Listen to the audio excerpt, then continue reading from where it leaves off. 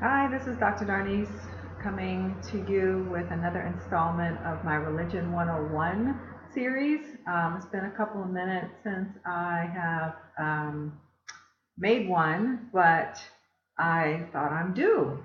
And thank you for those who are leaving comments, who are expressing some interest in my continuation of this series. I'm happy to do it. Right now, I'm actually on vacation, like a working vacation, a writing retreat. I'm here in Panama right now, and it's very lovely. I'm looking out over the beach, out the balcony over the beach. So it's a perfect environment for me. It's something I wanted to do for a long time. So I'm on this retreat. I'm finishing my book called 40 something, and very different. It's a spiritual memoir, but it's not, religion per se, but it is a rather personal story about moving through the decade of the 40s, particularly for women. And if you have more interest in that, you can look up the webpage for that. It's called 40 Something The Movement, and you can get a free excerpt there regarding that book. But anyway, this particular video is about the next installment of Religion 101, and this one is about how to read the Bible. And I know people will say, what do you mean how to read the Bible? I can read, so I can open it and read it. Well, yeah, you can, but what I have found is that most people cannot and do not. Most people don't actually read the Bible. If they do, they read very sporadically. They read whatever the minister says, and they don't have proper context to what they're reading, and so they don't understand it. Some people are just overwhelmed by it because it is this massive literary project, and it's hard to understand. If you were to just decide you're going to pick it up and start reading Genesis and read it straight through, that's not likely to happen. Some A funny story from my own life is that when I was a child, I decided to do that. I was a little kid, like just barely able to read, and I was going to read my grandmother's Bible from cover to cover. That did not work. And it does not work for grown people either. So I just want to give some tips on how to read the Bible, which are very basic, fundamental kind of tips. Okay, first of all, please recognize that the Bible is not a history book. It's not a history book per se. Now, of course, there are historical moments that are captured in the book, in the various books, but primarily the Bible is a collection of stories about the religious faith and evolution of a particular people. And those people are the Jewish people. It's their story, really, their stories, really. It's about their self understanding about how they came to be the chosen people, about how they were this minority group who were oppressed in many ways and in many lands by many rulers. That's where you bump up against history. And then their understanding about how God saved them from that, how Yahweh saved them from their oppressors, and their understanding about who they are as a people. So understand that, yes, it does bump up against historical moments, but primarily it's not a history book. It just, we can kind of verify some things along the way because we know that certain historical things did happen, but that's not the book to go to when you really want to know history. Okay, point number two. Understand that a little knowledge of the social, political, and cultural environments of each book is important. The historical, the social, the cultural, the political is important because we're reading documents in the Bible that are thousands of years old. And so it's not really likely that you can just copy paste that stuff into modern American life or modern life, not just American. So it's helpful then to know, what am I reading about? Why are these people telling the story in the way that they're telling it? Because there's no real such thing as um, unbiased anything, unbiased reporting of anything.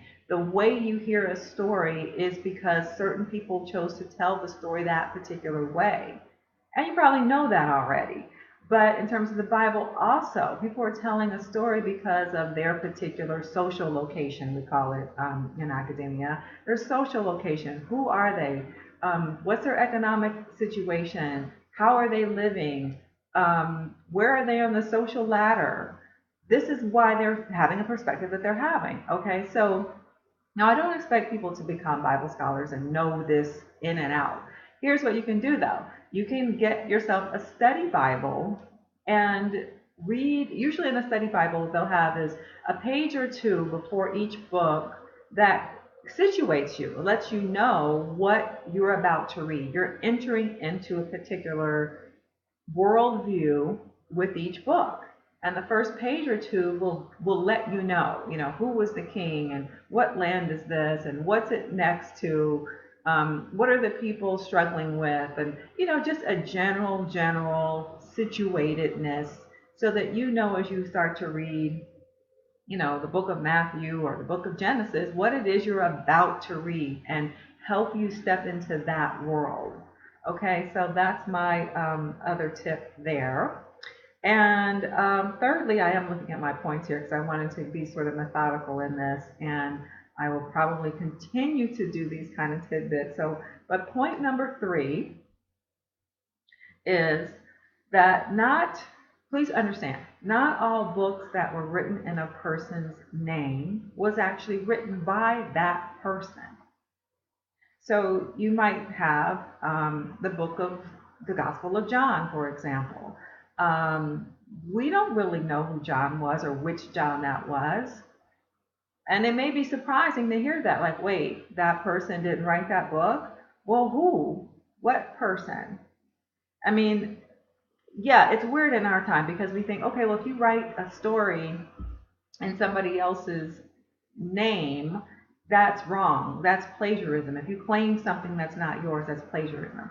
Well, not then. See, this is what I mean by knowing what the custom was in its own time. It was considered an honorary tradition. You're paying honor to someone to write in their tradition or their name. So people would write letters or documents and say that, this is Matthew, or this is the gospel according to Mark, or the gospel according to John. Well, maybe, maybe not. The book of James, or, First Peter. Like, who was that? And so we might not ever really know. And in a way, it doesn't matter because we're understanding that there's certain truths, there's certain content within the book that's supposed to be helpful for our lives. It's not entirely critical that we know who wrote it. It would be helpful because it gives us more insight, but it may be lost, to history, really. Now, also, I would hope that you realize that the person who wrote the majority of the New Testament, and I should say I hope you realize, maybe you don't, because how would you know necessarily? And maybe this is point number 4. The person who wrote the majority of the New Testament was Paul. So sometimes people feel like, oh, well, Jesus wrote something in the New Testament. Jesus did not write anything. Well, I shouldn't say it that way. I should say Jesus didn't leave a record of anything he wrote. We don't have a record of anything Jesus ever wrote. So some of the things that are in your Bible that you've seen written in red letters, and people call red letter Christians, and people will say, well, that's how we know what Jesus said, out of his own mouth, because it's written in red letters. We don't really know that. It is attributed to Jesus that he said. How would we know that he actually said those words? We don't. So you kind of have to understand the framework in which you're operating with the Bible. It's kind of it's storytelling. Really, it's storytelling. How do people make meaning out of their lives when they have a religious faith, they believe in God, and they believe that God is operating in their lives in certain ways. And then we have a record of how those people understand how God has been helping them, how God cares for humanity, or how God is maybe, upset with humanity. Whatever the case may be, the story that's being told, understand that it's a story being told. Okay, so Yes, Paul wrote most of the New Testament. I mean, it's debatable. See, that's the other thing. It's debatable. Which books did he write and which ones did he didn't? Some of them, it's really clear that he did write. And some of them, it's like, oh, well, did he write this one or not? There's some debate about that. So anyway, I'm gonna cut this one here at this point, this video, because I'm thinking that's enough food for thought for one video. And of course, as you know, I'll be back with more. If you want to know some more tips about the Bible in particular, then let me know that. As I said, I'll be back with more Religion 101. I'm happy to help. And so see you next time from Panama.